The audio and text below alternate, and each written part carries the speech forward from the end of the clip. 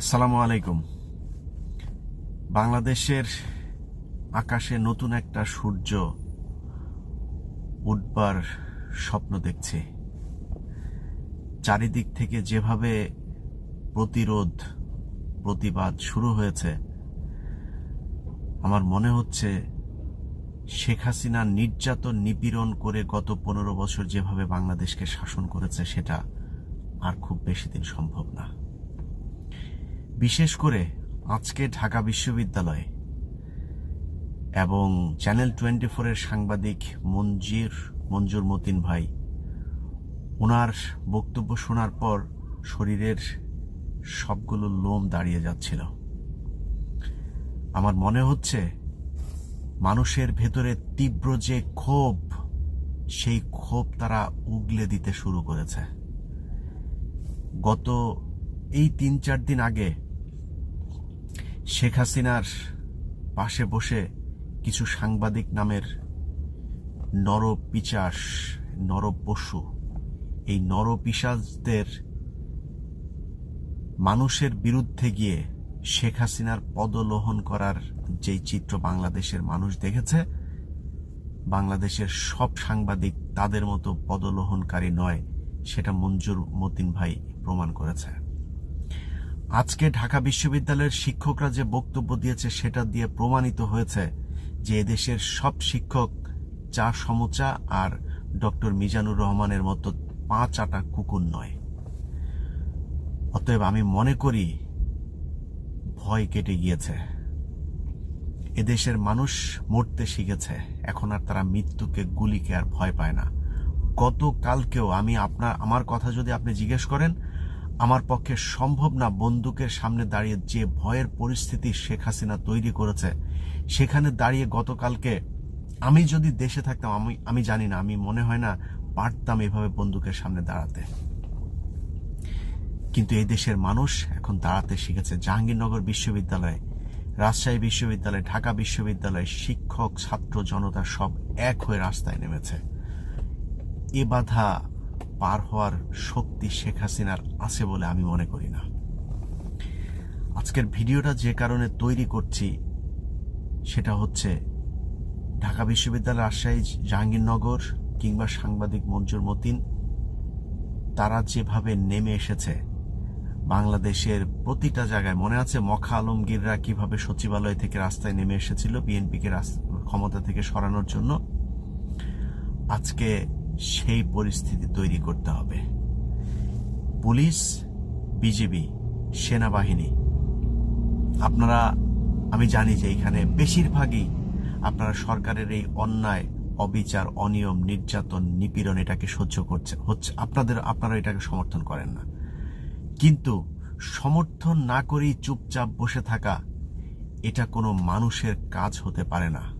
আপনার চোখের সামনে আপনার পাশের সহকর্মী বন্দুক দিয়ে আপনার মতো একজনের মানুষের সন্তানকে গুলি করে হত্যা করছে, আর আপনি বলবেন আমারও তো এটা খারাপ লাগে কিন্তু কিছু করার নাই। এটা সলিউশন না। পুলিশ, সেনাবাহিনী, বিজিবি, সাংবাদিক, অফিসের সরকারি কর্মকর্তা কর্মচারী, আমি মনে করি হাজার হাজার প্রয়োজন নাই, 1 জন, 2 জন, 5 জন, 10 জন, 15 জন, 50 জন আপনি চাকরি থেকে ইস্তফা দেন।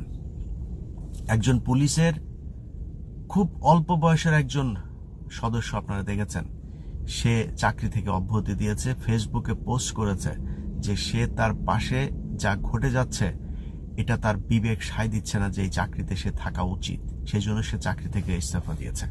অতএব আপনাদেরকেও চাকরি থেকে অব্যাহতি নিতে হবে। আমি বিশ্বাস করি, আমি আপনাদেরকে কথা দিচ্ছি, আমি যদি বেঁচে থাকি, আমি আপনাদের এই দেশ স্বাধীন হবার পরে আপনাদের একজন মানুষকেও ভুলে যাব না। আপনাদেরকে প্রমোশন দিয়ে তারপরে এই চাকরিতে ফেরানোর জন্য যতটুকু আমার জায়গা থেকে শক্তি আছে, আমার যতটুকু ক্ষমতা আছে, আমার জায়গা থেকে আমি চেষ্টা করে যাব। এবং আমার বিশ্বাস এই দেশ স্বাধীন হবার পরে যারাই ক্ষমতায় আসবে, যারাই প্রশাসনের দায়িত্ব নিবে, তারা আপনাদেরকে মনে রাখবে। আমি আরো একটা ঘোষণা আজকে দিয়ে যেতে চাই, যেটা সরকার পরিবর্তন হওয়া না হওয়ার বিষয় না। আমি সেটা নিয়ে খুব দ্রুতই কাজ করব। সেটা হচ্ছে এই ঘটনাতে যত মানুষ শহীদ হয়েছেন আমি তাদের সবার পরিবারের সাথে যোগাযোগের চেষ্টা করছি, তাদের ফোন নাম্বার সংগ্রহ করার কাজ করছি। আমি তাদেরকে আমার ইউটিউব ফেসবুকে আমি লাইভে নিয়ে আসব এবং নিয়ে এসে তারা তাদের মুখ থেকেই তাদের যে পরিবারের সদস্য মারা গিয়েছে সেটাকে ফিরিয়ে দেওয়ার ক্ষমতা আমাদের নেই, কিন্তু আমাদের অন্তত যারা জীবিত আছে তাদের পাশে, আমি সেটাকে সহায়তা বলবো না, সেটা তাদের প্রাপ্য, তাদের অধিকার, তাদের ক্ষতিপূরণ, সেই ক্ষতিপূরণ তাদেরকে দিতে হবে। সরকারের দেওয়ার দরকার নাই। তারা, আমি প্রতিটা পরিবারকে আলাদা আলাদাভাবে আমার ইউটিউবে লাইভে নিয়ে আসব এবং তারা তাদের মুখ থেকে বলবে।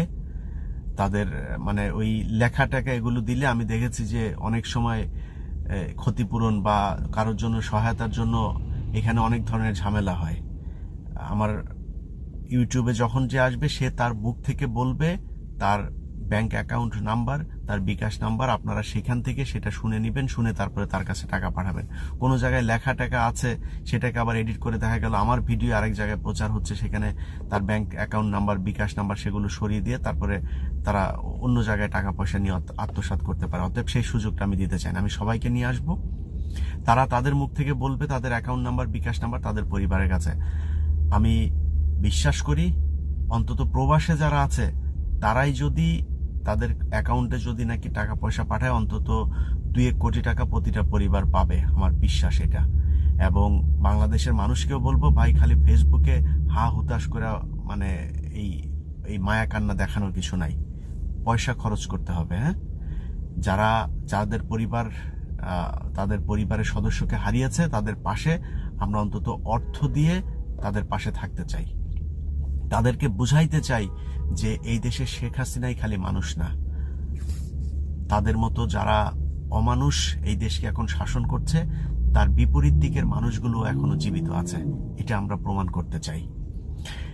যারা চাকরি থেকে অব্যাহতি নেবেন, যারা শহীদ হবেন, যারা এই আন্দোলনে নানানভাবে আহত, নানানভাবে ক্ষতির সম্মুখীন হবেন, তাদের ক্ষতিপূরণের জন্য যা যা প্রয়োজন আমি বিশ্বাস করি আমি সহ যারা দেশের বাইরে সোশ্যাল মিডিয়াতে কাজ করছেন তারাও এই উদ্যোগটা নেবেন, তাদের পরিবারের পাশে দাঁড়ানোর চেষ্টা করবেন। আরেকটা বিষয় যেটা বলে শেষ করতে চাই সেটা হচ্ছে যে যেসব সাংবাদিকেরা আজকে, আমি যেহেতু আমার জনরা নিয়ে আমি একটু কথা বলি, আজকে সরকারের পা চাটছেন, সাংবাদিকরা নাকি জাতির বিবেক। এটা জাতির বিবেক হইতে পারে না। একটা দেশের পুরো সাংবাদিক সমাজ এইভাবে চুপ করে থাকবে অথবা সরকারের পা চাটবে, এটা কোনো পৃথিবীর কোনো সভ্য দেশের সাংবাদিক জাতির বিবেকের কাজ হতে পারে না। এইভাবে একটা দেশ কখনোই চলে না। ভাই আমার দোষ থাকতে পারে, আমার দোষ নিয়ে আপনি সমালোচনা করেন, কোনো সমস্যা নাই, কিন্তু পুরো দেশটা আপনি চিন্তা করেছেন ঢাকা বিশ্ববিদ্যালয়ের মতো একটা জায়গা, এইখানে মানে মানে এরা তো জাতির কারিগর, এরা বাংলাদেশের মেরুদণ্ডকে সোজা করে রাখার কারিগর, এইখানে এইভাবে জাতির বিবেক বিক্রি হয়ে যাবে, এইভাবে শিক্ষক সমাজ চুপ করে মুখ বুজে বন্ধ করবে, এটা কোনো দেশ হইতে পারে? এইভাবে একটা দেশ চলে, প্রতিটা জায়গায় একটা অরাজক পরিস্থিতি, এইভাবে কোনো দেশ চলতে পারে না। সাংবাদিকরা যদি লিখতে না পারেন তাহলে সাংবাদিকতা ছেড়ে দেন। আপনি চুপ করে আপনাকে দিয়া যেই কাজ করাবে, আপনি দৌলতদিয়া ঘাটের প্রস্টিটিউট না, আপনাকে দিয়ে যা করাবে টাকার জন্য আপনি সেটাই করবেন, তাহলে আপনার বাসায় বাড়ি ঘরে মহিলারা আছে না, তাদেরকে ভাড়া দেন, ভাড়া দিয়ে তারপরে টাকা পয়সা তোলেন। ওইটা অন্তত মানে দেশ, একটা দেশকে অন্তত ধ্বংস করবে না, ওইটা করে তারপরে খান। এর চাইতে মানে সুন্দরভাবে আপনাদেরকে আপাতত আর বলার কিছু নাই। যাই হোক, আমার মূল বক্তব্যের যে পয়েন্টটা সেটা হচ্ছে, কিছুক্ষণ আগেও একজনের সাথে কথা হচ্ছিল, তিনি আমাকে এই কথাটাই বলছিলেন যে ইলিয়াস আপনি বলেন যারা যেই সেক্টরে আছেন, পুলিশ থেকে বের হয়ে যায়, তারপরে পুলিশ যেহেতু তারা বৈষম্য এই বিরোধী ছাত্র পরিষদ তারা তৈরি করেছে, আপনারা বৈষম্য বিরোধী সাংবাদিক পরিষদ, বৈষম্য বিরোধী আইনজীবী পরিষদ, বৈষম্য বিরোধী পুলিশ পরিষদ, সেনাবাহিনী পরিষদ, বৈষম্য বিরোধী প্রবাসী পরিষদ, এটাও একটা তৈরি করা উচিত বলে আমি মনে করি। সব পরিষদগুলো এইভাবে এই বৈষম্যের বিরুদ্ধে প্রতিবাদ করে তুলবে। এবং আমি ইলিয়াস আমার জায়গাটা পরিষ্কার করি, এই দেশে আবারও মানে বিএনপির 2001 থেকে 6 আমি যা দেখেছি, আমি মনে করি না যে ওইভাবেও বাংলাদেশ আবার পরিচালনা হওয়া উচিত। আবার বিএনপি ক্ষমতায় আসবে বা জামায়াত ক্ষমতায় আসবে, ক্ষমতায় এসে আগের মতো বাংলাদেশ চলবে, এটা থেকে বের হইতে হবে। আর রক্ত দেয়া না, অনেক হয়েছে। একটা দেশের অর্ধশত বছর পার হওয়ার পরে সেই দেশ অন্তত একটা জায়গায় যাওয়া উচিত। আমার মনে হচ্ছে সেই জায়গাটাতেই যাবে। আমি আপনাদেরকে কথা দিয়ে গেলাম, কোন দল এসে এইভাবে অন্যায় অনিয়ম, নতুন কোন একটা দল আসবে সেইভাবে এই একইভাবে ক্ষমতায় থাকবে, আর আমি তাদের পক্ষে কথা বলবো বা আমাকে কোনো একটা চেয়ার দিবে, আমি গিয়ে বসবো, আমি ইলিয়াস অন্তত সেটা করব না। আপনাদের পাশে ছিলাম সারা জীবন, আমৃত্যু এই দেশের মানুষের অধিকারের জন্য, সম অধিকার প্রতিষ্ঠার জন্য যা যা প্রয়োজন আমি আমার জায়গা থেকে করে যাব। সেই জন্য আমার জীবনের যত ঝুঁকি আসুক, সারা জীবন যদি দেশের বাইরে থাকতে হয় বাইরে থাকবো, কোনো সমস্যা নাই। কিন্তু এইভাবে কোনো দেশ চলতে পারে না। যে যেই দল করবে সেই দলের চামচামো করবে, যেই দল করবে সেই দলের নেতার পায়ে ধরে তারপরে বসে থাকবে। এটা কোনো সভ্য সমাজ না। মানুষের মনুষ্যত্ববোধ, বিবেকবোধ বলে একটা কথা আছে, এটা দিয়ে এইভাবে চলে না। অতএব সব বৈষম্যের বিরুদ্ধে আলাদা আলাদা পরিষদ তৈরি করুন, তৈরি করে এই দেশটা একটা জায়গায় আসতে হবে। এই দেশ কেন এইভাবে থাকবে? এই দেশ মুখে মুখে না, সত্যি সত্যি সিঙ্গাপুর হওয়ার সেই ক্ষমতা এই দেশের মানুষের আছে। বাংলাদেশের মানুষ পরিশ্রমী, এদেশের মানুষের সাহস আছে, তারা বন্দুকের গুলি বুকে নিয়ে তারপরে সামনে দাঁড়াইতে পারে। কেন তারা পিছিয়ে থাকবে?